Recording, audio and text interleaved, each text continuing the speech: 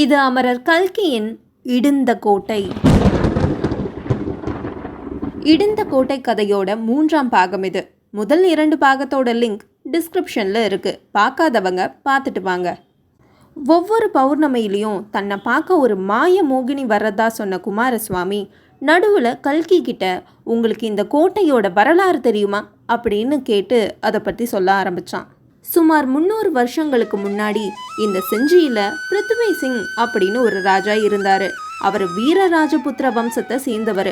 அவருடைய முன்னோர் ஒருவர் டெல்லியில் பட்டானியர் ஆண்ட காலத்தில் அவங்களுக்கு கீழ்ப்படிந்திருக்க மனசு இல்லாமல் தெற்கு நோக்கி வந்து இந்த கோட்டையை கட்டினாராம். மொகலாய சைன்யங்கள் பல முறை முயற்சி செய்தும் கோட்டையை பிடிக்கவே முடியலையாம். பிருத்வி சிங்கும் கோட்டையை சுற்றி இருக்கிற பிரதேசத்தை சுதந்திரமாக ஆண்டு வந்தார். அந்த ராஜாவுக்கு ஒரு மகள் இருந்தா. அவ பேரு தான் மாலதி. அவ குழந்தையா இருந்தபோது அவளுக்கு தமிழ் சொல்லி கொடுத்த வாத்தியாருக்கு ஒரு மகன் இருந்தான். அவன் தான் சுகுமாரன். 2 பேரும் ஒன்னா தான் படிச்சாங்க. சுகுமாரனுக்கு சங்கீதத்துல ஆர்வம் அதிகம். அவனுக்கு வயது வந்ததும் தேச யாத்திரை செய்து சங்கீதத்துல உயர்ந்த பயிற்சி பெற்றான்.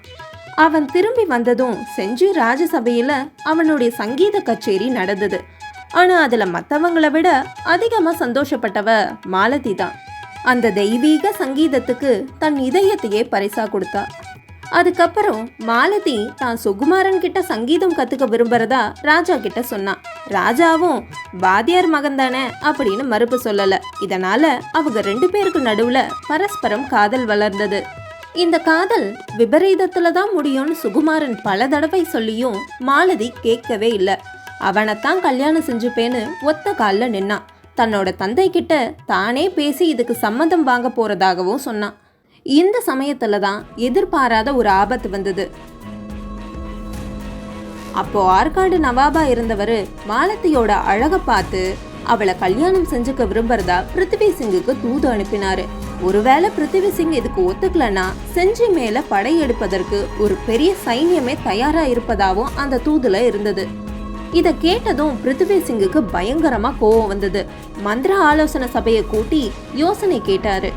ராஜகுமாரிய நவாபுக்கு கல்யாணம் செஞ்சு கொடுக்கலனா யுத்தத்துக்கு தயாராகணும். வெறும் 300 வீரர்களை வச்சுக்கிட்டு 30,000 வீரர்கள் இருக்க சைன்யத்தோட மோத முடியுமா? நவாபுக்கே உங்க பொண்ணை கட்டி கொடுத்துருங்க அப்படின்னு சொல்ல யாருக்கும் தைரியம் வரல. அப்ப திடீர்னு சுகுமாரன் எழுந்து நவாபோட கோரிக்கையை மறுத்துடுங்க. நவாப் படையெடுத்து வந்தா வரட்டும். இந்த கோட்டைக்குள்ள இருந்துகிட்டே குறைஞ்சது 6 மாசம் வரைக்கும் நவாபோட படைகளை எதிர்த்து நிக்கலாம். மகாராஷ்டிராவில் சிவாஜி மகாராஜா இருக்காரு. அவருக்கு செய்தி அனுப்புனா நிச்சயமா உதவி செய்வாரு. நானே போய் அழைத்து வரேன் அப்படின்னு தைரியமா சொன்னான். இதை கேட்டு சந்தோஷப்பட்ட பிருத்வி சிங் சுகுமாரனை மகாராஷ்டிராவுக்கு அனுப்ப ஒத்துக்கிட்டாரு. ஒரு மாசி மகத்து பௌர்ணமி இரவுல மாலதியை சுகுமாரன் சந்தித்து தான் சிவாஜி மகாராஜா கிட்ட தூது போறத பத்தி சொன்னான். இந்த காரியத்தை தான் செஞ்சு முடிச்சா மகாராஜாவே மனசு மகிழ்ந்து மாலதியை தனக்கு திருமணம் செய்து கொடுக்க சம்மதிப்பாரு அப்படின்னு சொன்னான். மாலதிக்கும் அதுல நம்பிக்கை இருந்தது. ஆனாலும் அவனை பிரியறது அவளுக்கு பெரிய துன்பமாய் இருந்தது. அப்போதான் என்னை மறந்துட மாட்டீங்களே அப்படின்னு அவ கேட்க சுகுமாரன் 7 ஜென்மம் எடுத்தாலும் உன்னை மறக்க மாட்டேன் அப்படின்னு சொன்னான். இந்த காட்சி தான் அன்னைக்கு குமாரசுவாமிக்கு கனவு மாதிரி நினைவுக்கு வந்தது. சுகுமாரன் போய் சில நாட்கள்லயே பிருத்வி சிங்குக்கு மத்த மந்திரிங்க துர்போதனை செய்ய ஆரம்பிச்சாங்க. சிவாஜியாவது இங்க வரதாவது நடக்கிற காரியமா இது? சுகுமாரன் பைத்தியக்காரன், உலகம் அறியாதவன், ஏதோ போயிருக்கான்.